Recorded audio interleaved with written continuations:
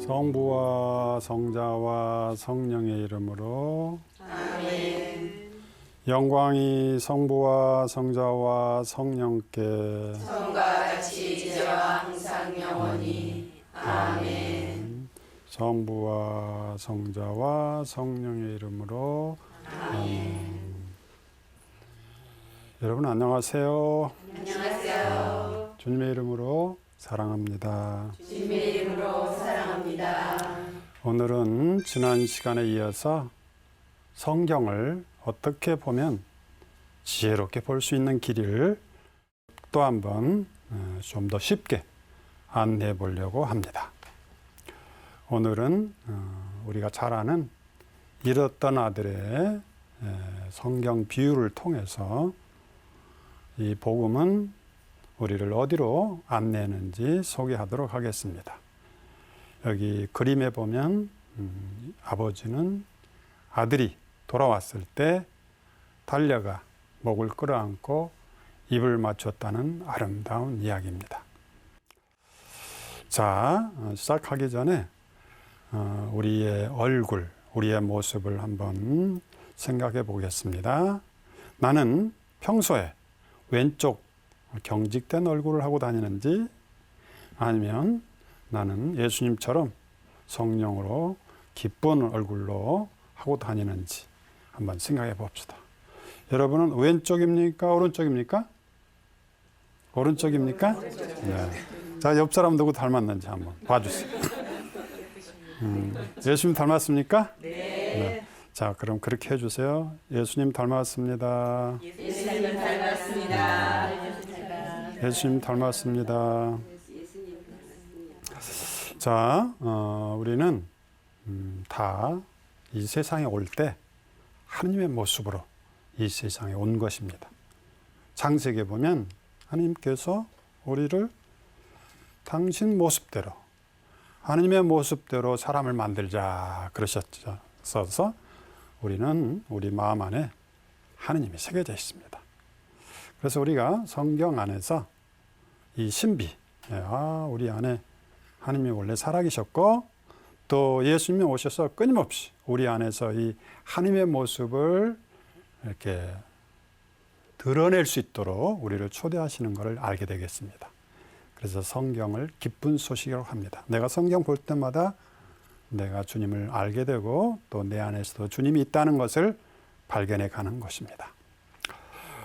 루카복음 15장 되찾은 아들의 비유에서 우리가 이 성경을 읽으면서 어떤 사람은 성경 읽으면서 기쁨보다는 좀 자기 반성, 좀 우울한 이야기로 끝날 경우가 있습니다.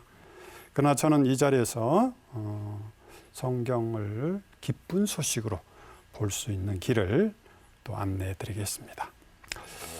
루카복음 15장 11절에서 24절까지 우리가 잘 아는 내용이기 때문에 다시 한번 읽지는 않겠습니다. 제가 그러면 핵심 내용만 간단하게 말씀드리고 제가 설명하고자 하는 내용으로 들어가겠습니다.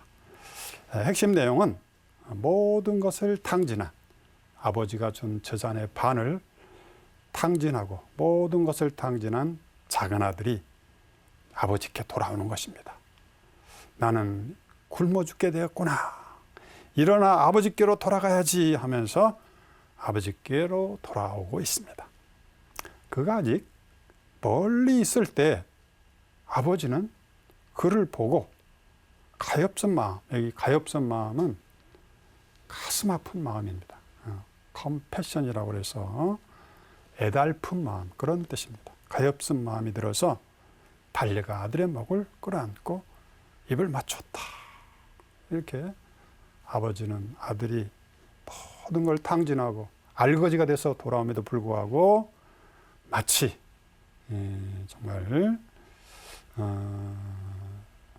마치 신부가 신랑을 맞이하듯이 정말 하느님을 맞이하듯이 아버지는 아들을 반깁니다.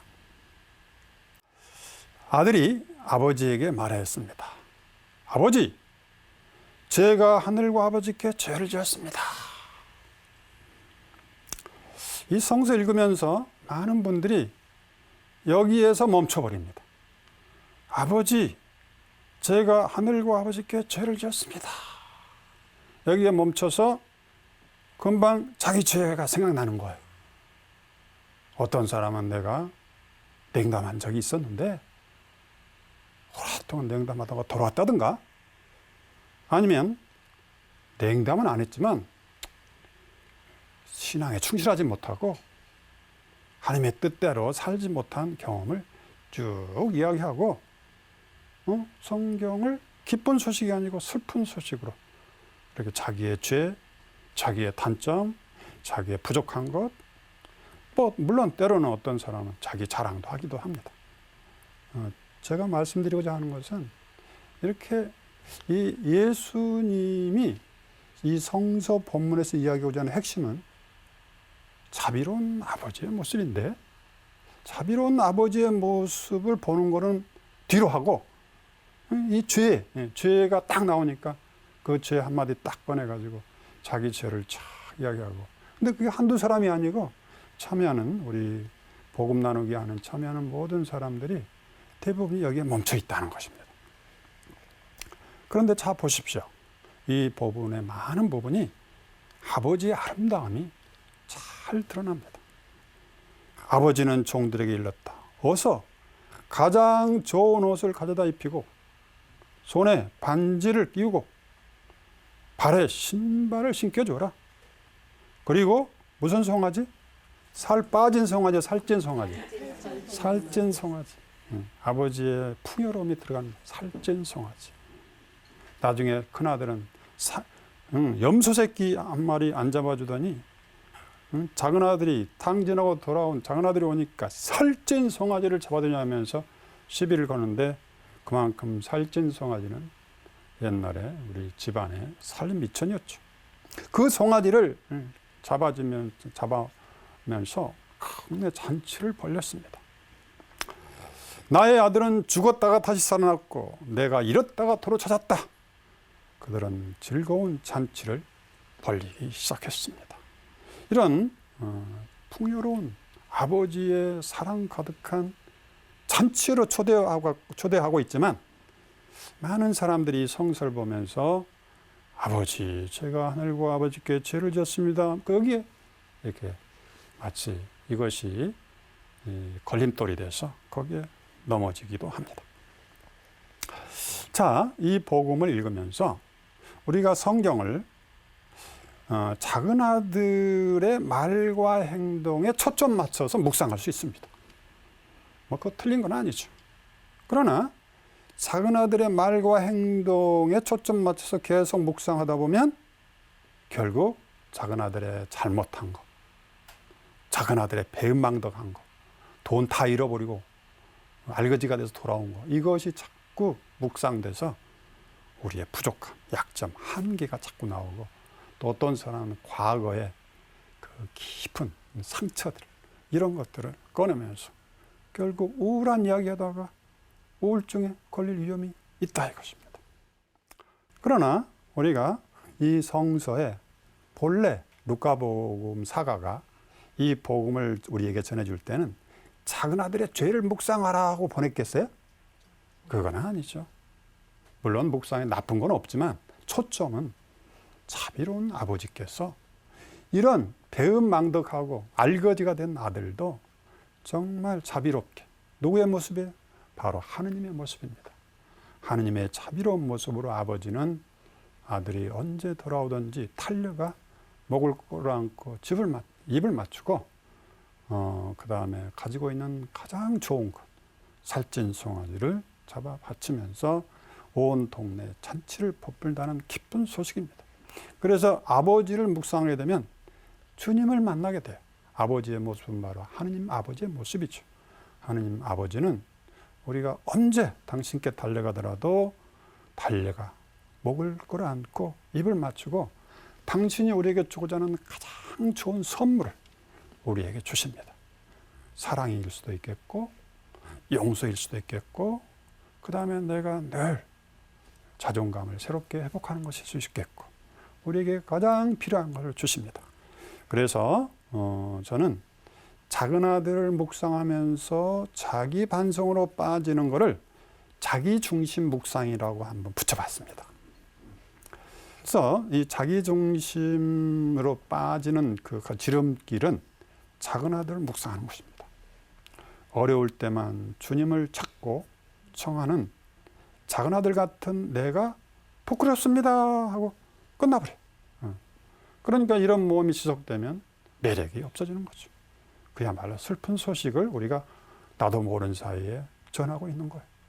우리가 신앙으로 불려서 기쁜 소식을 전하는 사람을 불렸지 우리가 슬픈 소식을 전하도록 사명을 받았나요? 전혀 그렇지 않는데 많은 사람이 우리도 모르는 사이에 그렇게 흘러가고 있다는 것입니다. 그래서 이거는 우리가 바꿔가야 되겠습니다. 이 바꾸는 지름길이 있습니다. 여러분이 이 자리에 와서 이걸 안다는 것은 대단한 겁니다. 많은 사람들이 성서 보면서 늘 자기 죄를 비춰보고 끝내버려요. 그런데 이 방법을 알면 이제 예수님을 언제든지 만날 수 있고 그 예수님의 풍요로움, 자비로운 아버지와 함께 살 수 있는 하늘나라 여정으로 이렇게 여러분을 초대합니다. 여러분 잘 오시지 않았습니까? 네.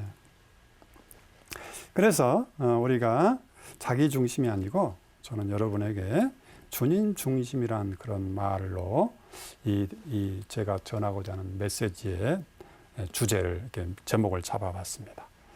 그래요. 아버지는 재산을 아낌없이 아들에게 줍니다. 아마 아버지도 작은 아들이 아버지 제 몫으로 돌아올 재산의 반을 나에게 주십시오 했을 때 아버지는 기뻤겠어요? 섬뜩했지. 아이고 그동안 애쓰고 번 돈을 반을 뚝 달라하니 유산을 달라고 그러니 어떻게 아버지 빨리 죽으라는 소리가 들린 거예요. 그렇죠? 아들은 그것도 모르고 그냥 자기 편할 대로 이야기를 하는 거죠. 그런데 아버지는 재산보다는 그래도 아들이 소중하지 하면서 그 아까운 재산을 뚝 나눠줬는데 아니나 다를까 다 탕진하고 방탕생활하고 알거지가 돼서 이제 어쩔 수 없으니까 아버지 집에 돌아오는데 이런 아들을 달려가 목을 끌어안고 입을 맞추는 이 아버지의 모습은 우리 신약 성경이 모든 복음사가가 전하고자 하는 아버지의 모습, 하나님의 모습입니다. 이 하나님의 모습이 우리 안에 늘 새겨져 있다면 우리가 잘 살려고 하지만 때로는 잘못 살 때가 많죠. 그리고 도대체 부끄러워서 얼굴 들 수 없는 상황도 옵니다. 마치 작은 아들처럼. 그럴 때도 우리는 그 자비로우신 하느님 때문에 아버지께 발을 돌릴 수가 있는 것입니다. 그래서 이것 때문에 성경은 이 작은 아들을 선택한 겁니다. 왜? 우리가 다 작은 아들처럼 실수할 수 있고 잘못될 수 있고 때로는 내 탓 때문이고 때로는 다른 사람 탓 때문에 이렇게 비참한 상황이 올 때가 있어요. 이게 인간 비참함이죠.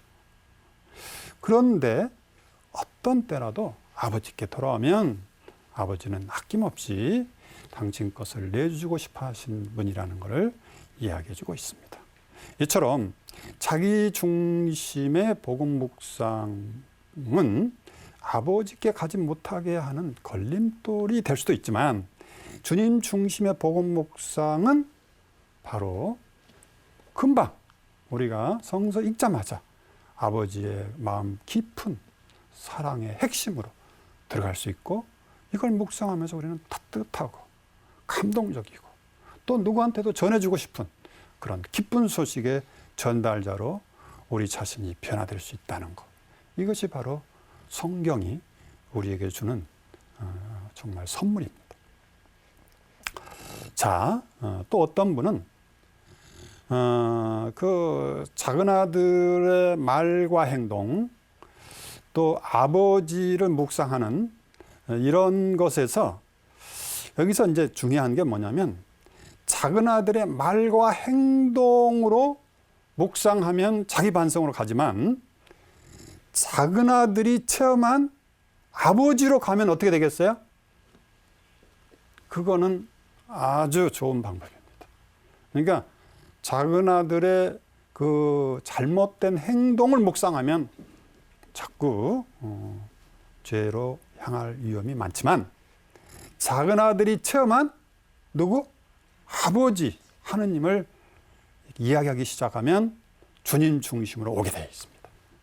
그래서 가장 쉬운 방법은 아버지의 말과 행동을 따라 묵상하는 게 가장 좋은 방법입니다. 바로 들어가니까.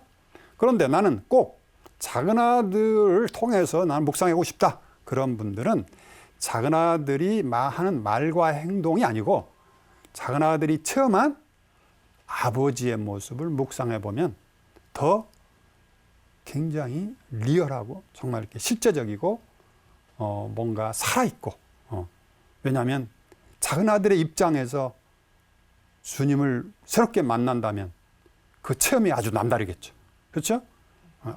아무도 알거지가 됐을 때 아무도 반기지 않고 돼지가 치는 쥐엄나무 열매로라도 배를 채워보려고 했지만 아무도 돌보는 이가 없었는데 그 알거지 신발도 다 떨어지고 해서 돌아온 그 자기를 반기고 살진 송아지 잡고 그 다음에 큰아들이 시비 걸지만 그걸 다 막아주면서 다시 아들로 이렇게 여겨주시는 그 아들이 체험한 이 아버지의 모습이 진짜 성경이 말하고자 하는 하나님의 모습입니다.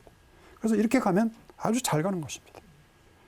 그래서 우리가 언제든지 주님을 기초로 하고 중심에 두고 그렇다면 누구를 통해서 가더라도 그거는 우리가 주님께 갈 수 있는 복음 묵상이 될 수 있습니다. 자, 그러면 이제 큰아들의 입장으로 한번 가봅시다. 큰아들은 뭐가 났어요? 화가 났어요. 왜? 아이, 자기는 여기 아버지 집에서 어떻게? 여기 보시면 종처럼. 아버지는 아들을 종이라고 여긴 적이 있어요? 없어요? 없는데 자기 자신이 그렇게 여기는 거예요. 우리 가톨릭 교회 안에 마치 그렇게 사는 사람이 많아요.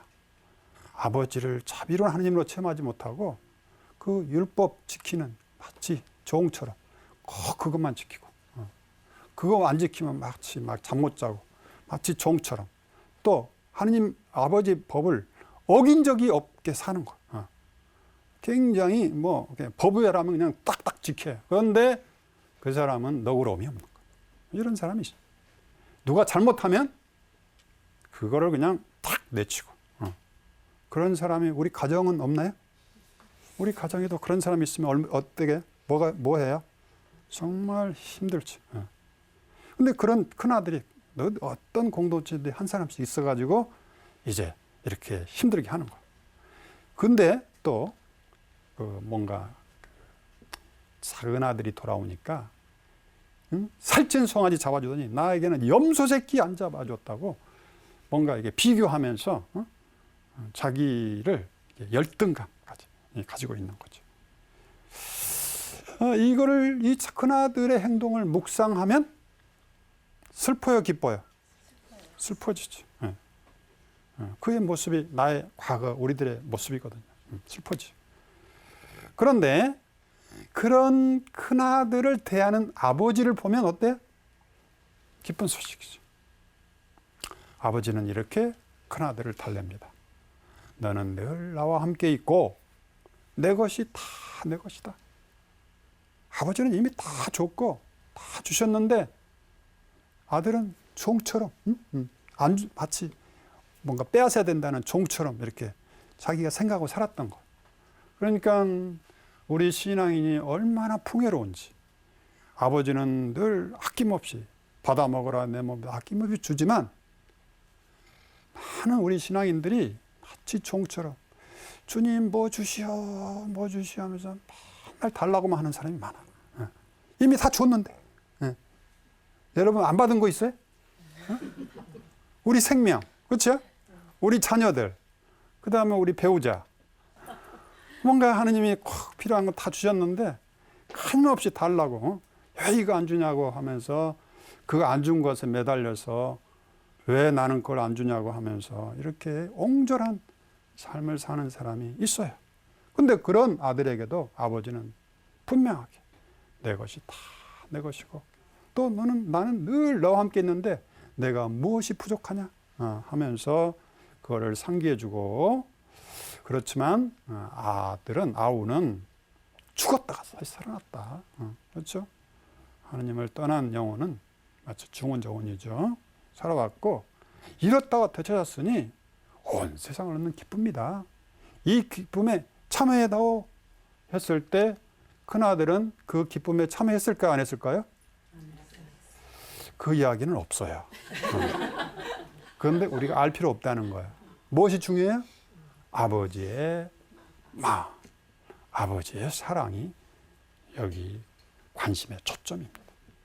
그래서 우리가 자꾸 작은 아들, 큰 아들 묵상하면서 우리가 옆길로 빠지지 말고 복음의 핵심으로 큰 아들을 대하는 아버지의 그 모습 안에서 주님은 이렇게 자비롭고 사랑스럽게 우리를 대하시고 우리를 하느님 나라의 풍요로운 잔치로 끊임없이 초대하신다는 이 기쁜 소식을 우리가 머물러서 우리가 늘 기뻐하고 늘 감사하고 늘 주님께 기도하는 그런 삶이 되기를 바랍니다. 그래요. 우리가 복음 나누기 우리가 많이 합니다. 물론 혼자서 성경 묵상할 수 있지만 우리가 함께 할 때 서로 도움을 받게 되죠. 복음 나누기는 여러 가지가 있습니다.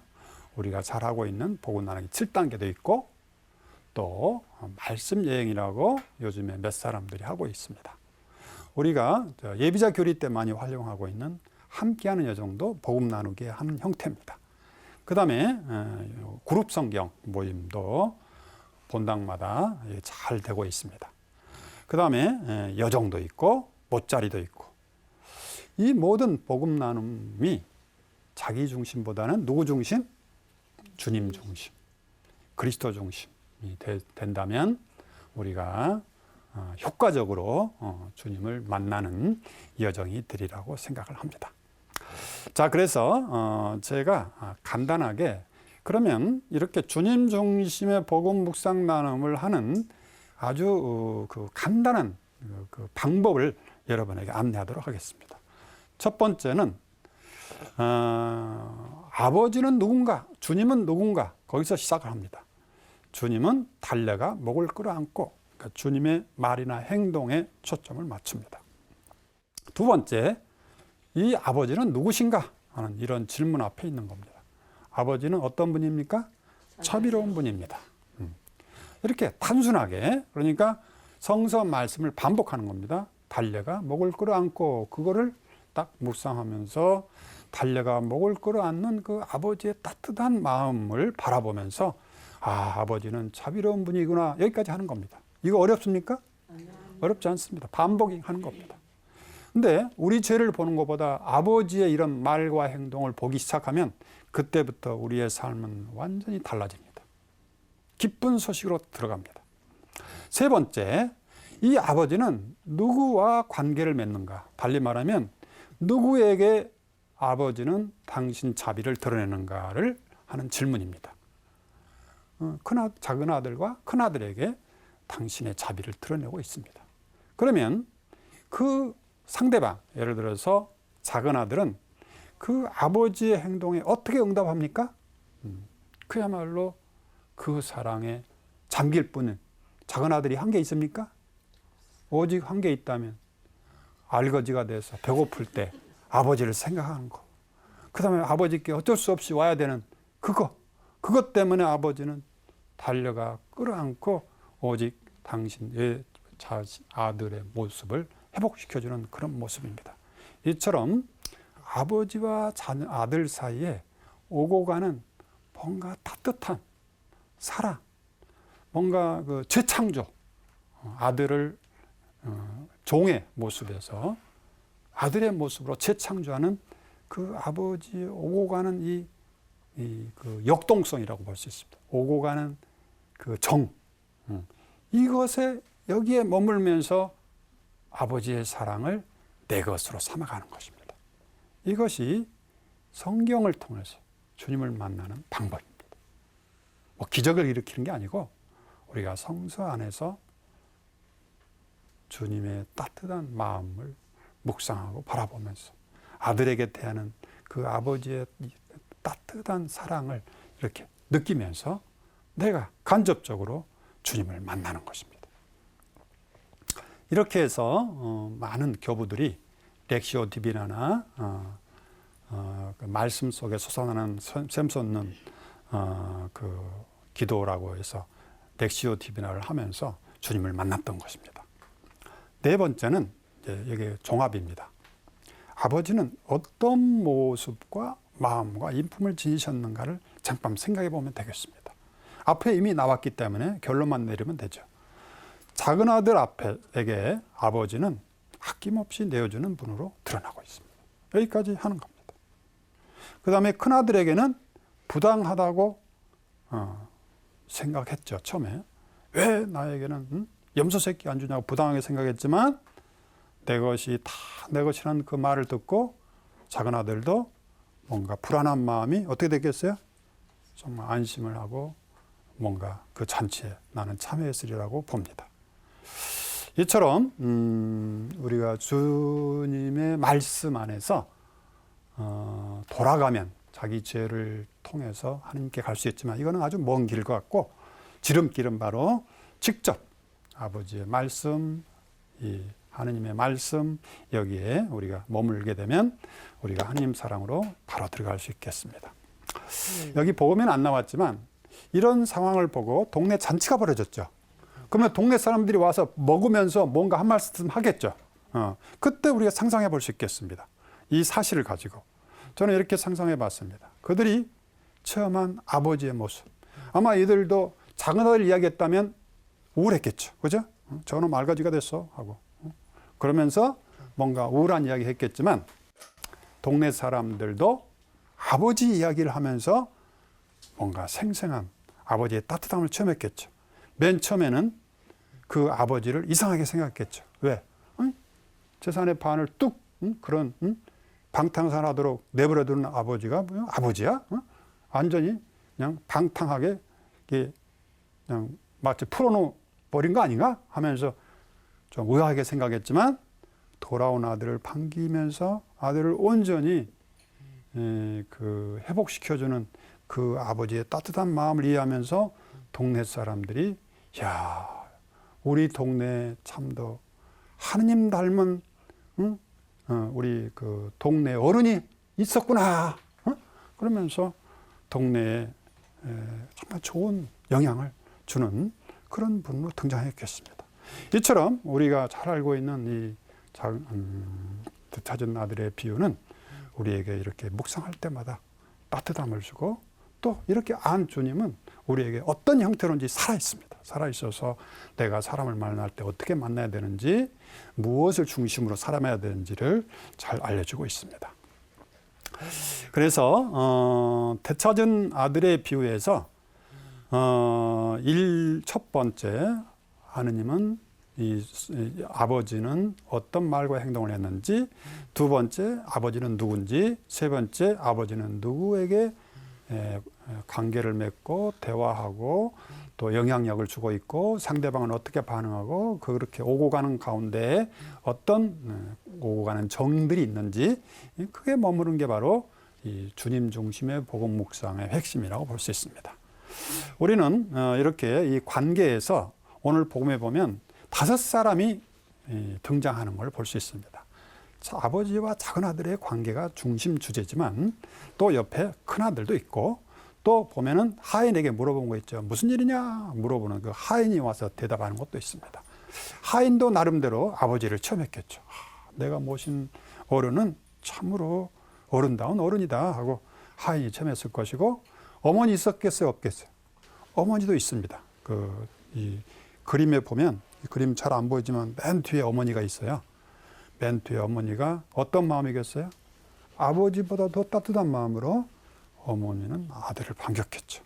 그 다음에 동네 사람들의 반응. 이렇게 해서 이 이야기 속에서 모두가 다 한 마음으로 아버지가 얼마나 따뜻한 분이고 자비로운 분인가를 이야기해 주고 있습니다. 자, 그래서 우리가 이 되찾은 아들의 비유에서 우리가 발견한 것은 난 저는 하늘과 아버지께 죄를 지었습니다. 이 죄에 머물러 있는 묵상과 하느님 주님 중심의 묵상에는 얼마나 큰 차이가 있는지 우리는 잘 알 수 있었습니다. 자, 그러면 지금까지 했던 이야기를 좀 더 종합해서 말씀드리도록 하겠습니다. 복음 묵상이 죄를 고백하는 시간이 되기보다는 주님을 알고 사랑하는 시간이 되어야 되겠습니다.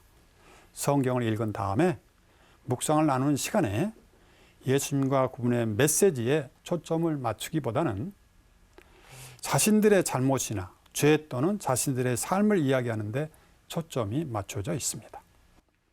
주님이 사라지고 우리 또는 우리의 삶이 중심이 되어버립니다.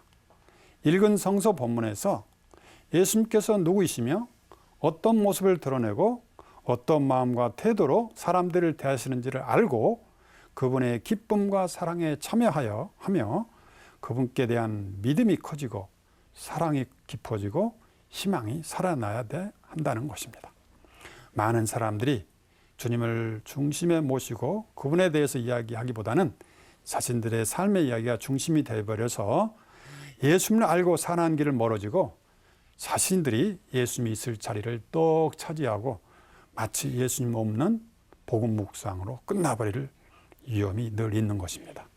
진정한 복음 묵상은 언제나 하나님 중심이고 그리스도 중심이지 결코 자기 자신을 중심에 두지 않습니다. 복음 묵상 나누기에서 성경을 읽는 가장 중요한 목적은 하나님과 예수님의 말씀을 듣고 주님과 친교를 맺고 주님 사랑에 참여하는 것입니다. 그래서 주님의 말씀 안에 머물면서 주님이 만나는 사람들과 맺는 인격적인 태도와 우정과 사랑에서 오는 기쁨에 참여하는 것입니다. 주님과 등장인물과의 오고 가는 영적 충만에 참여하여 위로도 받고 치유를 받고 신앙의 힘을 받는 것입니다. 주님께서 사람들과 나눈 만남의 신비에 참여하면서 우리도 엠마오로 가는 제자들처럼 뜨거운 감동을 체험하도록 초대받고 있는 것입니다.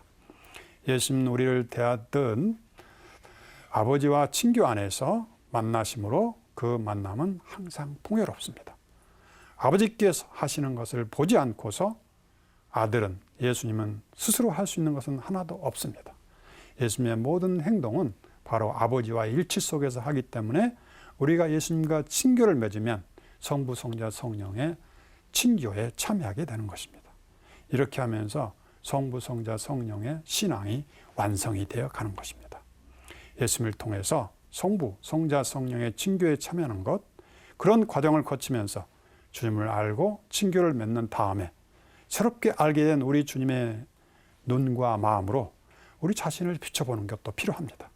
자기 성찰도 하고 아울러 주님께 대한 믿음과 희망과 사랑이 새로워짐을 발견하게도 됩니다. 우리가 주님을 안 다음에 나를 비춰볼 필요는 있습니다. 비춰보면 진정한 회심으로 이끌어지는 것이죠. 주님을 알지 못하고 나를 비춰보면 피상적인 비춤이 있기 때문에 회심으로까지 가기는 어렵습니다. 그러나 주님을 잘 알고 이 자비로운 주님을 이렇게 마음 깊이 체험하고 그 다음에 나를 비추고 그렇게 되면 우리가 진정한 회심으로 이끌어지고 약점과 죄 안에서도 하나님께서 당신 권능을 드러내시는 것을 알게 됩니다.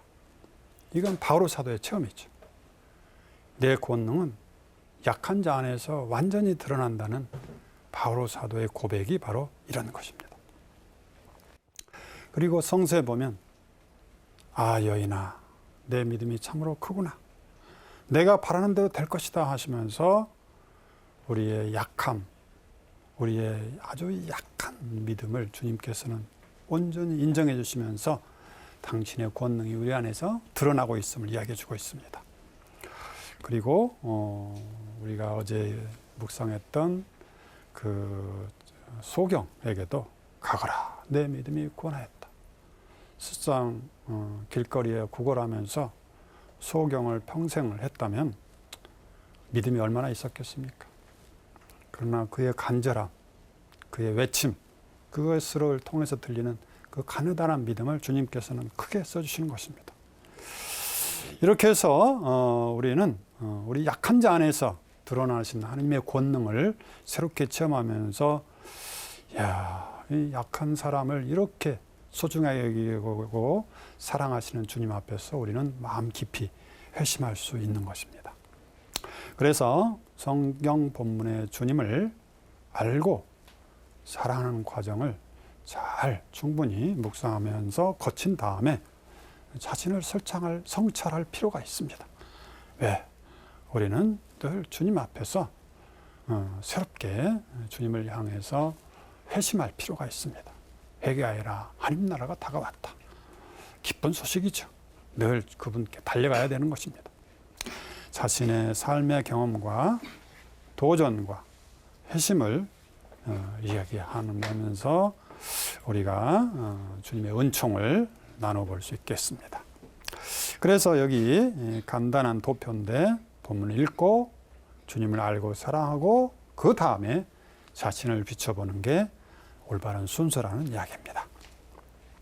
또한 어떤 분은 성서를 읽자마자 마치 성서를 거울처럼 여기는 사람이 있습니다. 말씀은 나를 비추는 거울이 아니라 예수 그리스도의 인격이고 그분의 현존인데 복음 묵상이 말씀으로 오신 주님의 인격을 대하는 시간이라기보다는 성경을 마치 자신의 모습을 비추는 거울 역할만 하도록 해버리는 겁니다. 성서를 딱 봤더니 자기 약점이 착 보이는 거예요. 그런데 원래 성경은 주님을 만나게 한 것이지 내 죄를 비춰보는 거울이 아니라 이거예요. 우리가 정말 내 죄를 비춰보려면 거울을 쳐다봐야죠. 거울. 성경이 거울이 아닌데. 그래서 성경학자 니콜라스라고 예수의 성경 신학자는 성경을 자기 비추는 거울로 생각하는 것을 말씀으로 오신 예수님을 생명을 지닌 분으로 만나지 못하게 하는 잘못된 묵상이라고 지적하고 있습니다. 성경을 읽을 때 거울을 쳐다보다 하는 바로 그러한 태도이다. 그러니까 하느님의 세상을 보려는 것이 아니라 거울에 비친 자기 얼굴을 보기 때문에 말씀을 곧바로 대하지 못한다는 겁니다. 우리 주위에 이런 사람이 있어요, 없어요? 더러 있습니다. 다 그런 거 아니죠. 그래서 이것을 우리가 벗어내야 되겠습니다.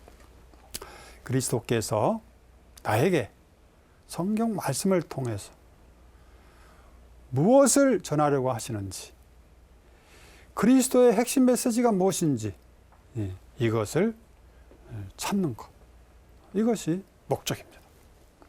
그런데 내 얼굴을 비춰보면서 내 삶을 비춰보면서 내 지난 과거를 비춰보면서 내가 옳았다든지 혹은 틀렸다든지 이런 것을 끊임없이 비춰보면서 그것을 마치 내 삶이 옳다고 증명이라 하듯이 또 내 삶이 글렀다고 증명이라 하듯이 그런 각도에서 성경을 읽다 보니까 우리가 성서의 잔치에 참여하지 못한다는 것입니다.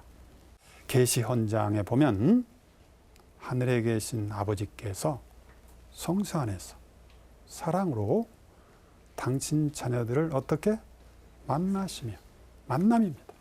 우리 만남은 우연이 아니란 말이 있는데 주님은 우리를 만나고 싶어 하는 것이지 당신이 거울이 되는 걸 원치 않습니다.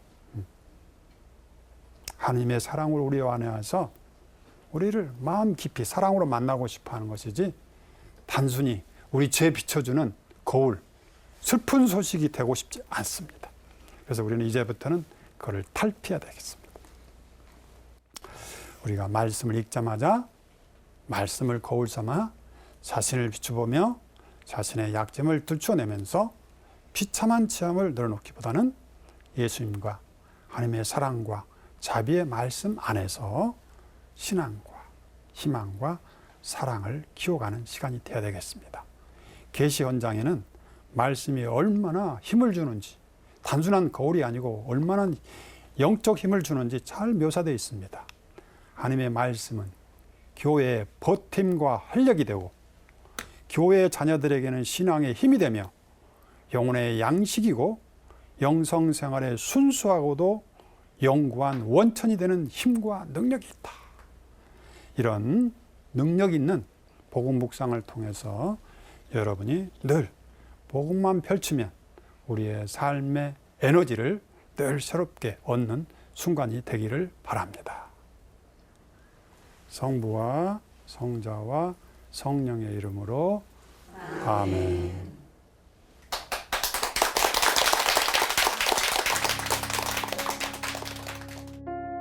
점점 그 예수님의 마음이 제 마음 안에 들어오는 거예요. 그래서 지금은 그러니까 그때 들어오는 예수님의 마음은 그러니까 겸손하게 낮은 자세로 어느 사람에게나 이렇게 친근하게 다가가신 그 모습이 너무 좋았고요.